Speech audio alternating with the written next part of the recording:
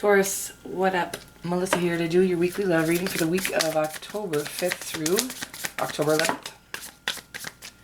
If you have not already, please hit that subscribe button for me. You can click the bell notification icon for all if you'd like to be notified when I upload or go live.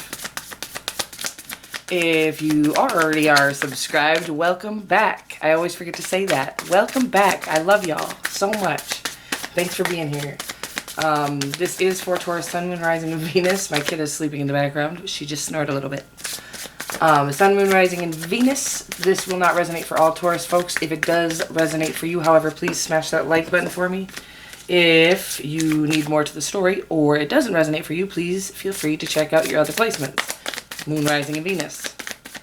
I do upload all 12 signs weekly. Alright, there's a PayPal me account linked in the description box below. If you do leave the channel a donation, thank you so much. I appreciate all amounts, large or small. There's a price list and an email address to get a hold of me for personal readings down there as well. Let's get at your love life. This is for single to married and anywhere in between. Crystal City over here. So this is going to be your energy in the connection, the energy you bring. Sounds like you. Pentacles. The Knight of Pentacles. More pentacles. We got the Eight of Pentacles in your person's energy, and then we've got the potential outcome. Wow, the Empress. I love it. It's beautiful, abundant, gorgeous. Uh-oh, babies. But we're feeling left out in the cold here. Alright, so we got the Five of Pentacles and the Page of Cups, and we got transformation happening, and it does take some fighting, some sort of defensiveness when we're trying to transform into an all-accepting us. We really have to continuously fight the fighter in us. Okay, that's so silly, but I'm so serious. I'm going through that right now. There's this like wanting to get defensive or even offended, that once we've really truly healed all the wounds that we need to heal in order to get into a healthy relationship, all those defenses will be broken down. The Page of Cups, I just think is like, you know, super sweet little innocent love offer. Again, I feel like, you know, when the Page of Cups in this deck shows up, like we're giving this situation to God or the universe or the creator. Like we know that we don't have any real control over any outcomes in our lives. Again, with the healing and then knowing that we have no control, I think those are the key factors in really having a truly abundant and happy life. It's just knowing that we are not... People want to talk about creating their own reality, but the reality is you cannot make somebody that isn't meant for you. You cannot. So knowing that and giving those kind of outcomes up to the creator, you know, what you do have control over is enjoying your daily life as it is. What I don't think we have any control over is the outcome to any of it. So anyways, enjoying the ride is our job. God's got the rest. Okay? That's God, the creator, universe, source, whatever you want to call it. Your energy. So we're feeling left out in the cold. I think I skipped right over that. Let's just ignore all bad things in this reading because that's what we do. We just go straight for the high points. But the truth about the feeling left out in the cold, now let me talk about it. It can be financially, it can be in love, and we're in a love reading, so let's relate it to love.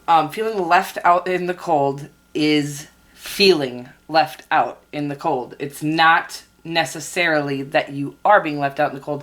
It's just that we really like the outcomes to turn out the way we want them to, or you know, on our timing, and that is not how life works. So what the point is of, if we're feeling left out in the cold, and I just talked about this to Cancer, I think the other day, if we're feeling left out in the cold, it's because we're still trying to either fit in or control outcomes, and neither of which are, you know, true happiness is going to be when you have no need to fit in with anyone or anything. Again, the less you need to fit in with anyone, including and especially somebody you're interested in, the less you need to fit in, the more easily you will fit in with them. Okay? I try to teach my kids this on a constant daily basis. Like, listen, kids, the more you chase after those friends of yours, the more they run away, right? And so I just be cutting friends off for them, snip them off. Like, dude, do you want a friend who hits you in the head? No, nobody wants a friend that hits you in the head. But kids will continuously stay friends with somebody who hit them in the head because They want to have friends and they want to fit in. We, we uncondition ourselves to, by the time we're adults, or we're hopefully getting to the point where we no longer try to fit in with kids that hit us in the head. Wow. So this is us. Only we can feel this way if we're trying to fit in with kids who hit us in the head. Oh my God. Okay. Sorry that it took so long to get to that simple point. The Knight of Pentacles. Slow moving, very sturdy. Again, this dude is coming in with a solid offer. This dude, female or male. I really got sneeze. Oh my God, this is happening in all my videos. So there must be something folly in the air that is driving me nuts. And now I'm going to sound like I'm plugging my nose the entire reading here. Okay, so we got the Eight of Pentacles and their outcome. They're really willing to put in the work, or they're doing the work. What the work is, I mean, the relationship needs maintenance, right? Never will need forcing or overly working too hard to get into a relationship. That should be flow. That should be natural. But this person is either working very hard on themselves now or willing to do the maintaining, really put in their work into maintaining the relationship. Maybe you're in this relationship. Maybe it's a new relationship. We'll get to the more of the story. I love this outcome for real. Like the Empress. She is the mothering, nurturing. This is like a nurturing, abundant connection. When it comes out, I love the outcome and the overarching energy in a reading like this. So the overarching energy also, when I'm going to say, when you're feeling left out, and sometimes the connection is being left out in the cold, I will say, when this comes up as the overarching energy. So maybe the connection is there, but neither party is feeding it, kind of. So let's get more to this story. I don't know where my new cards are, so we'll go with these guys. But the Empress, my word, just wonderful. Like a strong attraction between the two of you. Nurturing, not just attraction on a physical level, you know what I mean? Like it's a nurturing, loving energy connection. All right. So, Knight of Pentacles, why are you there?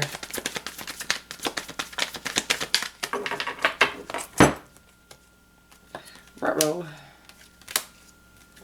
Okay.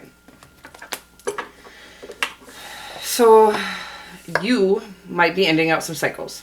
Some self-sabotaging beliefs.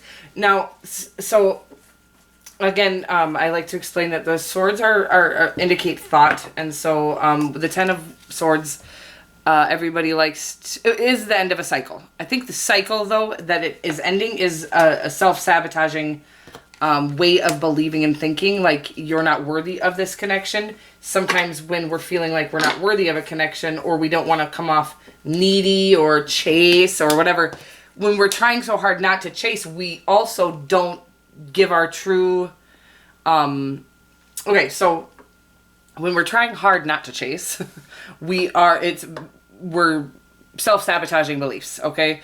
I'm going to just explain this really quickly, and while I do promote not chasing, it's not because of the same reason that other people promote it.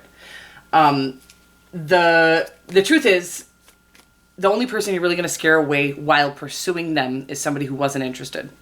So if you want to save face, you could just never ever pursue anyone.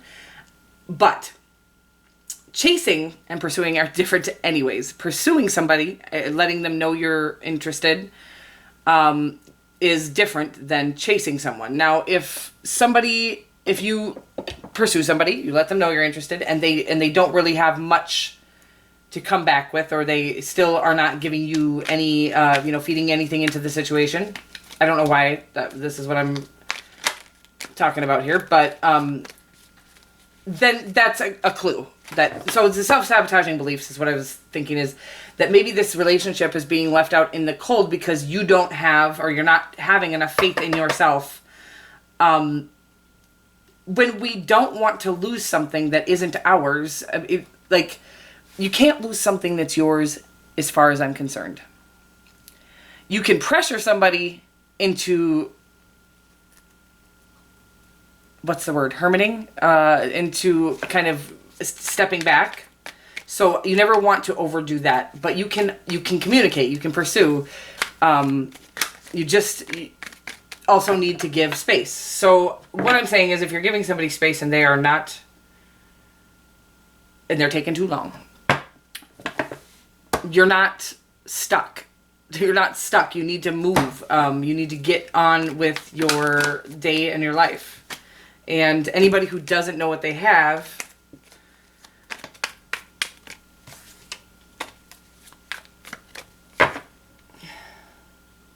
I'm sorry. I just want to get to this. So that you have the King of Wands, which is like the king of passion. All this is, I'm talking about all this because of the Three of Wands. The Three of Wands is indicating that you're waiting. And you shouldn't be waiting on anybody. That's real. I am a very huge promoter in giving people space, but enough is enough at some point too. So we don't just sit and wait around and waste our lives. Diligently do the work on yourself and whatnot, but also be open to other love if somebody isn't bringing that ship in for you. You know what I mean? So but it might be you that's moving slow while you're trying to end out these cycles, which is great. You should definitely end out cycles before entering into a new connection. In fact, if you haven't ended out an old toxic cycle or healed up the old pains, you will just start a new toxic cycle. So anytime, we're feeling needy or longing for somebody, that is the quickest way to start a toxic cycle. So love won't ache, or you won't even long for it, really. You will, that's how you'll know that you love somebody or you don't, is if you're longing for them. That's not love. If you can adore somebody and love somebody, but when it hurts, that is an unhealthy attachment. Okay. Your person's ready to rock. It looks like, so the Strength card does usually indicate, what a funny combination of cards, because this usually indicates patience being needed, the Strength card. But I'm going to have to go with, they're also ready to rock. They're at least thinking about moving forward, and then they've got the Chariot card, which is forward movement. Always just be, and on both parties, be cautious. If somebody's moving too quickly into something or almost too eagerly into something, I think there is a red flag in that. Wow. But seems like they're willing to do the work and they're moving forward. And again, this Strength card can indicate needing to be patient or having been patient. But it really also indicates just handling a tough situation with gentleness. So something big and ugly, but handling it with ease and fragility. By the way, I hate that word, but I used it. So let's see here. The outcome. Oh, I love the outcome, guys. Oh my God, it just kept getting better. So we're on our way, again, this ending out this cycle and kind of feeling left out in the cold. These are feelings. These are not necessarily how it is. The feeling left out in the cold. Again, I'm going to just say that if neither party, maybe both, this is what could happen. Like both parties could not want to chase. And people confuse chasing and pursuing, period. Pursuing is send that message. Go ahead. If you get no response back or you don't get the response back you'd like, use that as an indicator that this is not being reciprocated. Let it go. And you don't want somebody who's going to play games with you, so let that go too. If they're just trying to play hard to get a little bit, bye. We're getting too over that. We've been through too much in this as a collective and individually. Bye. Like we ain't got time for games. But the outcome here is the Empress, the High Priestess, the Ace of Pentacles, and the Sun. Like this is like my favorite ace, and I love the Ace of Pentacles. It's just like the start of a forever long, of the foundation of something that is lifelong. That's what I feel like about the Ace of Pentacles. The Sun, is obviously the happiest card in the deck. And the High Priestess is just a very guided, intuitive. I think that it, coming out in the outcome here as well, it's just a very guided situation. So do the work on yourself and things will fall into place as they're supposed to. Again, never wait on anybody. I think like if other opportunities arise, I don't think they will if this is meant to be, obviously, or you might have a few tests to pass. Don't take just any offer because you're wanting this offer. You know what I mean? But the whole point is just continuously do the work on yourself, and eventually, if you're longing for somebody, you're not in the right frame of mind to start a relationship, anyways. Longing in an achy way, there's a pain inside that hasn't been healed yet. Okay, so even if, you really want somebody, if you've healed up inside from your residuals, your past pains, it will not ache or it won't feel like a longing. It'll just feel like a desire, and a desire isn't painful. So anyways, let's get you a romance, angels. I feel like I was a little out of it for this reading, and I'm so sorry about that, but I've been having there must be some shifting going on in the universe because it's been a weird week. I'm having a hard time connecting to my higher self, which is fine. Calling in your soulmate. So I do really think this is the one, you guys. I think there are some self-limiting beliefs stopping you for sure, and possibly them as well. There's so much power in this connection. Look at this. 3 major arcanas in the outcome. That's a big deal, dude. Like, that's major stuff. You guys have a major connection here. A serious soulmate, but even our soulmates, and we have many of them. One is, I think the end all be all, and with this outcome, I do believe that's what you're working with right now. But even calling in the soulmate is a very fragile, intricate situation. You need to really make sure that every move you make is, like you are, slow, steady. It's coming from the heart, not from a need or an old pain or a fear, Well, anyways, it looks amazing. I don't know why I keep going to this, because of this Ten of Swords is throwing me off. I think you're trying to end out some old cycles, some old self-sabotaging beliefs and thoughts. So continuously do that work, because when this desire for this connection is no longer painful is when it will be a healthy connection. And I do believe that this is it. So you really do have to also believe in and pray for the things that you pray in your own way. If believe in source, the creator, God, whatever it is. Just send your thoughts out into the universe is another way of saying it. And your true intentions, and make sure that you're ready for it. So when it does come in, you don't want to have any of these swords back in your back still, because those swords will come in and stab the connection. All right. I love you guys so much. I'll see you next week.